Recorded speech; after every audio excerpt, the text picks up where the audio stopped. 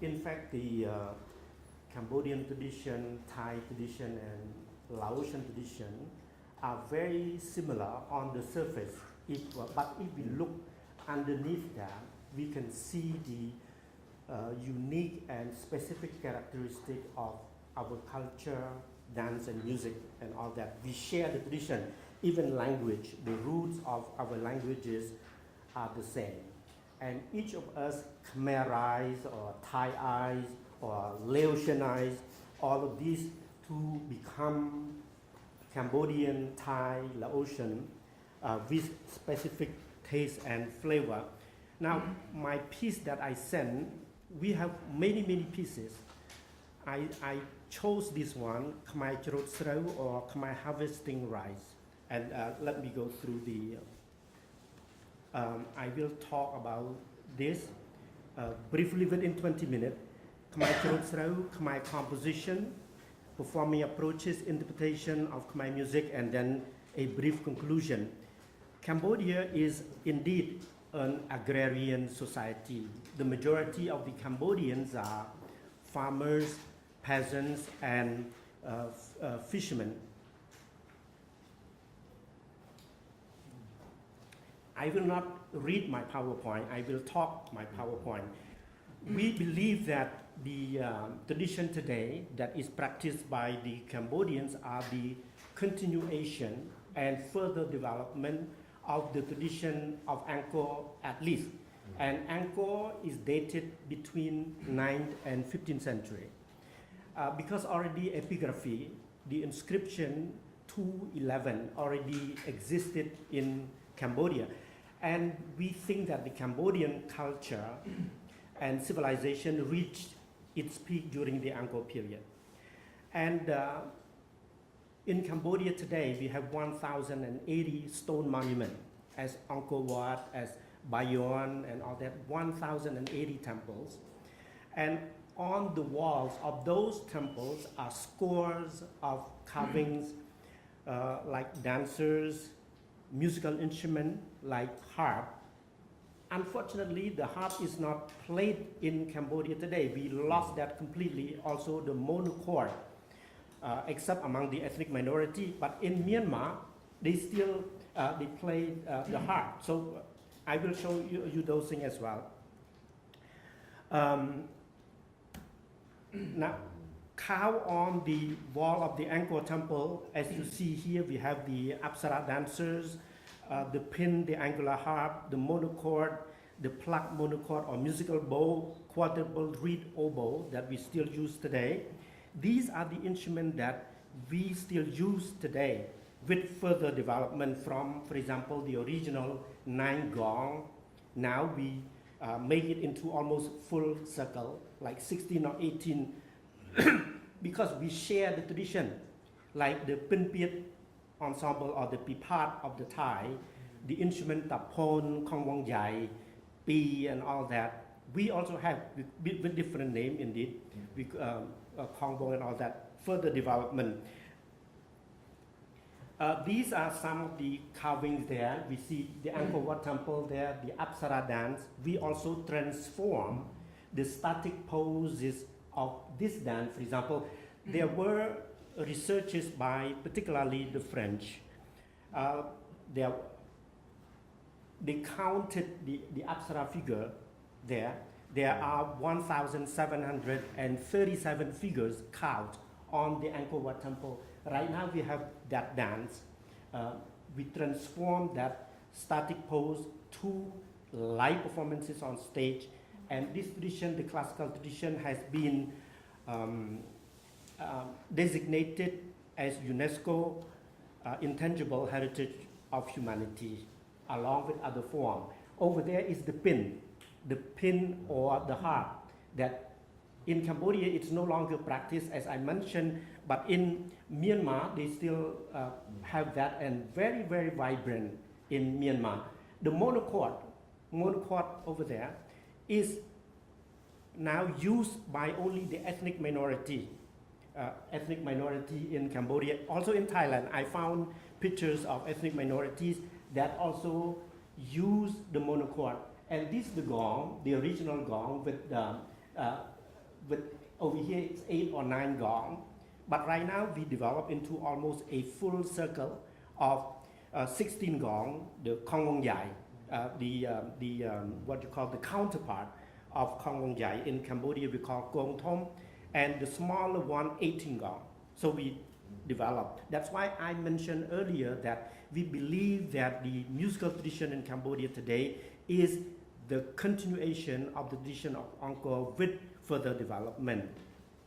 Khmer Chorot or Khmer harvesting rite is developed from the ideas that we Cambodians live with nature, among nature, in nature, and this is Cambodian rice field. And I also mentioned earlier that some 70% or the majority of the Cambodians are farmers, peasants, and fishermen. Therefore, nature is very, very important to us. It provides the livelihood for the Cambodian. For that reason, Cambodian developed the arts. We have more than 20 forms of performing art, 24 to be exact, forms of performing art which are developed from nature, from religion, from the belief system, so on and so forth.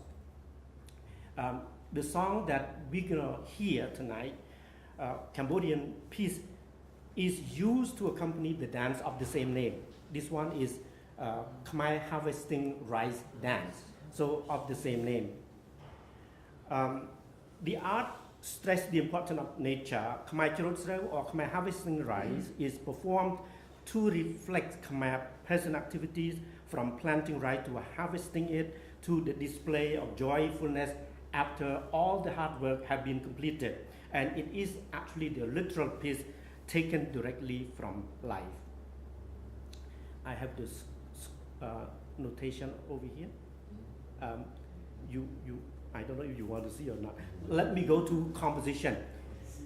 Just like in Thailand, or if you want to see, I will show.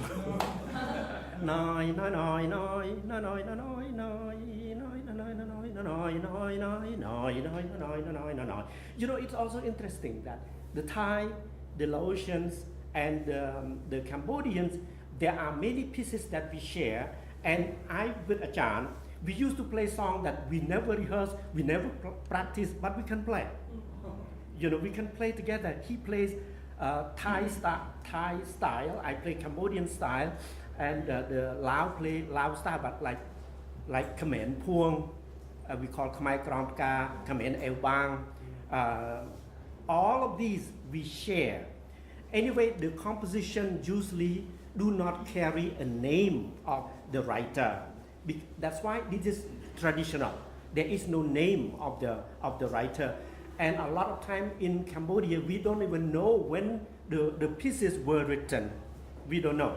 Anyway, the compositions are grouped into the following categories. Descriptive, for example, rowing a boat, without saying the Cambodian name, or the wind blowing at the foot of the mountain. That is descriptive.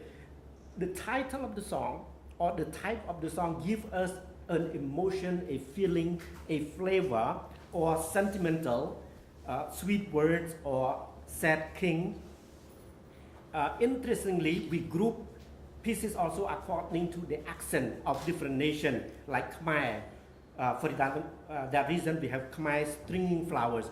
This is the song that is shared, for example, among the three countries that I mentioned earlier, that without practice, we can play together. Satukan that you heard last night, we also have Satuka. We can play together too. The tradition that is shared. My piece, Khmer Chorot, is Khmer harvesting rice according to the Khmer flavor. So when we see that title, we can assume that that piece gives us a sense of Cambodian flavor. And then we have also the other type of piece called Mon. Mon means Mon from Myanmar, Burmese, so like Mon getting on the boat. So supposed to convey the Mon emotion, feeling, or flavor. Many, Pumir is Burmese in particular, so Burmese whooping. And Lao, like Lao looking at the moon. the piece that we shared all of Lao Duong Duong. Nai nai nai nai. Nai nai nai nai nai nai nai nai nai nai nai nai. I'm sorry because I have a cough. Or actually I'm also a singer, but I have a cough. Chue, Japanese from the Mon country, or we have Chen, Chinese, that different type, Chinese medical doctor, and then Barang. Barang is a French pulling the rope. Barang is a little different from Thai Farang. Farang, if I understand correctly, that foreigners, but this one, in particular, we say the French, or because the other Westerners we call Bacham Pate, that is a little different, or Arab wishing. So these are the flavor of the composition. Now the performing approaches the interpretation of Khmer music. Khmer music is linear without harmony. Usually it's a polyphony or polyphonic stratification. In other words, there are lines running at the same time. We are concerned with the linear progression, not vertical or harmony progression. We don't go by this. And it is interesting also that the piece is structured on what we call the structural point, like the 5-tone scale, like the song that my song. Mi sol la do la so mi sol la do na mi sol la do mi sol la do la. So the sol and the la are important.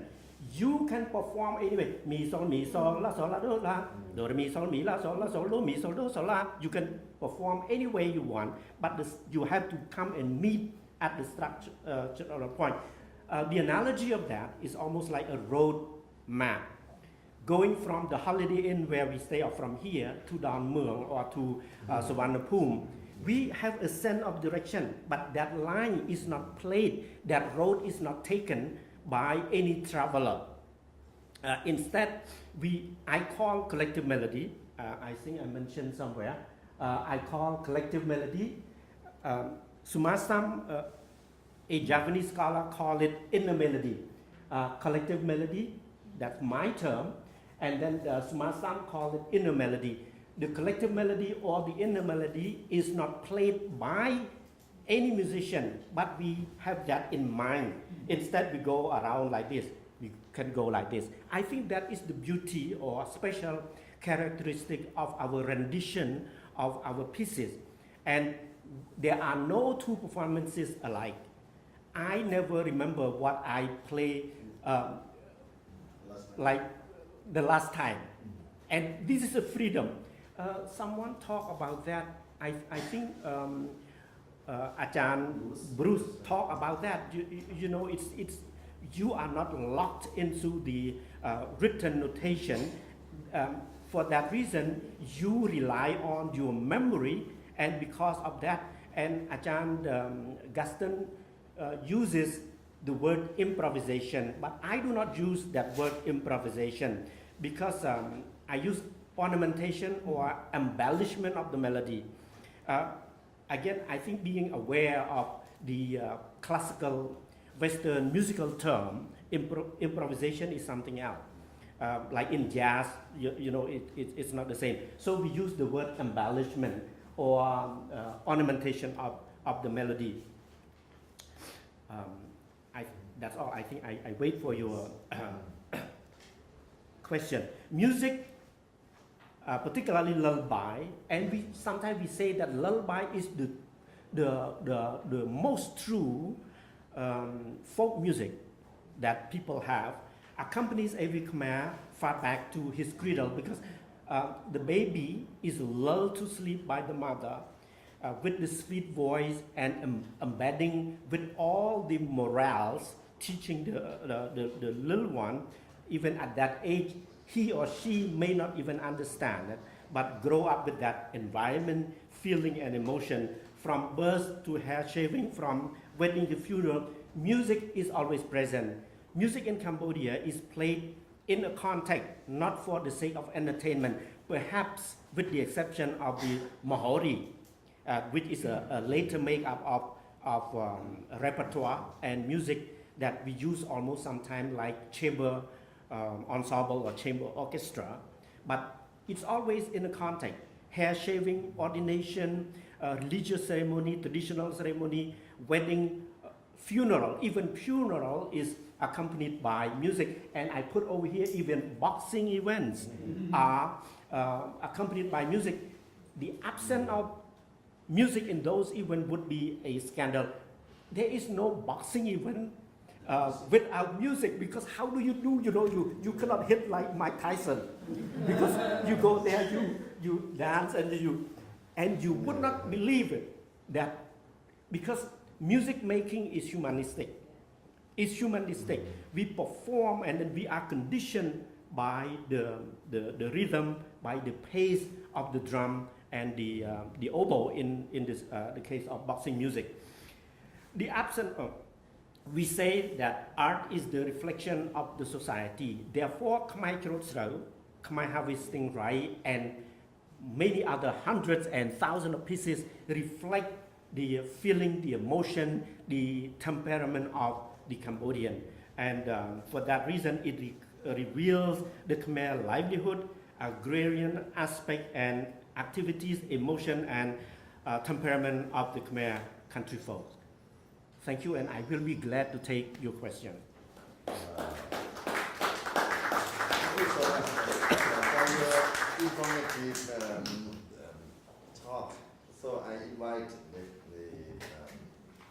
friend to share a comment, please.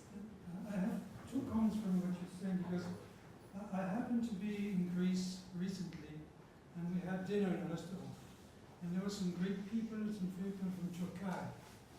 And it's exactly what you said. They started a song, the Greeks started a song, and the lady from Turkey just went on the same song, and somebody from more Central Europe exactly took the same song, but different words, different stories, but different ways of ornamenting. Second comment, meaning the link between music and the field. You have this in African music, but it's slightly quitting that nowadays because of it's losing, African is losing some parts are losing their tradition, but when they were working on the fields, the percussion was always day long playing during all the day to accompany peasants to play. So that's nice. And you were speaking of ornamentation, and this recalls me to classical music, because in the 15th, 16th century, there was few written notes. But you were so much building a new music each time by adding ornamentation. And this is the pity of the notation. And this is maybe the one who started doing this was Bach, Jean-Sébastien Bach. Because he didn't want his music to be performed in another way than he did. So he wrote it. But what's interesting for playing that music is that to play it, to understand it, you have to dig into the music to find what is the inner melody that was ornamented before. And this is a very interesting perspective. And this is what we can learn from, not improvisation, I agree with you, but really ornamentation. So that's what's Yeah, on that, if I may, I want to add two things to that. The thing is that, when we rely on the notation, there is no emotion. We cannot, because we are concerned so much with technique. Yes. And to me, a great musician is the one who performs with all the feeling and emotion. Because in principle, in philosophy, for us, is that what we call professional or accomplished musician is above already and beyond the technique.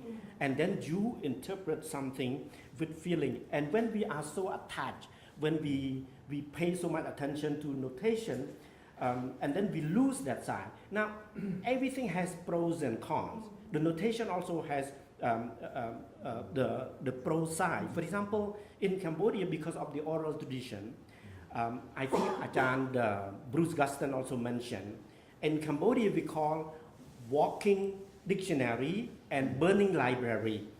The masters who are alive, they are walking dictionaries. They possess those huge amount of pieces. But when they die, we call burning library because they don't have time to pass on that thing. So notation would be good, the pro side of notation, and we preserve it. But I think with the idea that it is there, when you forget, you check, but you should not rely on that.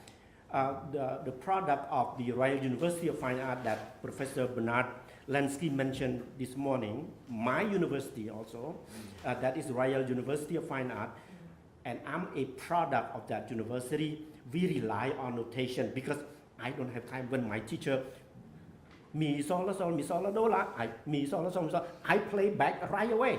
I don't need to go 5 times. Nine, nine, nine, nine, nine, nine, nine, nine, nine, nine, nine, nine, nine, nine. He go nine, nine, nine, nine, nine, nine, nine. I go mi sol la do la, and I play back right away for him.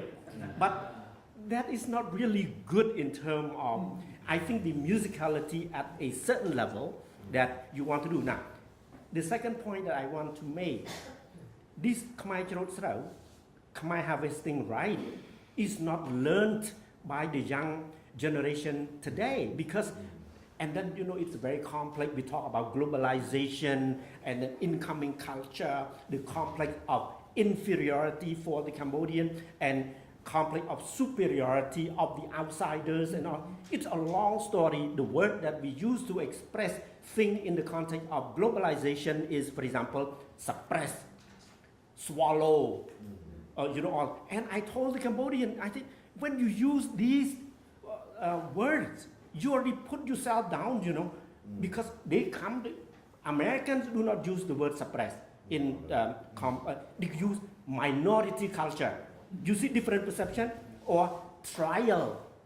If Korean culture or Japanese culture goes to America, they say minority culture.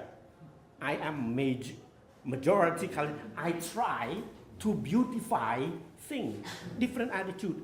In Cambodia, I told my students, you are what you are. You think global, you act local. This is, and you globalization. We use another word, not globalize, globalization, global plus localization. You express things in, you are what you are. In Cambodia, the complex of inferiority is that if it's a beautiful dog, we call it French dog. And the ugly dog is Cambodian dog. That complex, they have that complex. Guava, if it's like this, we call it French guava. If it's like this, we call Cambodian guava or African guava. The mentality is I can go on and give you the. So this morning I expected to hear Professor Lansky also talk when we talk about contemporary concept or perspective on thing, and how are we going to move forward with the contemporary thing in the traditionality or with the conservatory model and things like that. Maybe I talk too much. Maybe we can. Yes, please. Just one last. Which was I agree completely with you. The contemporary continuation in your institution, don't expect that we give you a suggestion. You have to decide. That's right. Yeah. Thank you very much. Just that global and localization, that has been really implemented in a philosopher called Edgar Morin in France.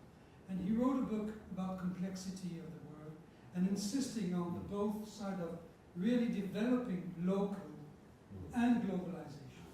And there is no globalization possible in the long term if there is no local reinforcing position. And this was written in books and developed. And this is something that is coming up nowadays and really a strength position today. So Can we make last? Yes, I would strongly support my colleague. It's kind of yin and yang between localness and globalization. Because what I experienced with my students in Germany, just this globalization makes them feel unorientated. They're looking for orientation, and then it comes back to the local. And I think this is the same what happens here at the moment, that this global influence brings you back to the local just because you are looking for an identity. The globalization cannot give you an identity. Yes. Okay, thank you. Let me just share, and I will stop. No, quickly. No, this globalization. Quickly, because there are two things, you know, globalization, we learn, there are many benefits. We learn in order to understand ourselves too. When I learn what French culture is, what Thai culture is, then I understand myself better. The other important thing that we teach the young now, not to have the complex of inferiority, but knowing yourself, giving a strong root, foundation and all that. And we use the analogy of the mold, strong mold.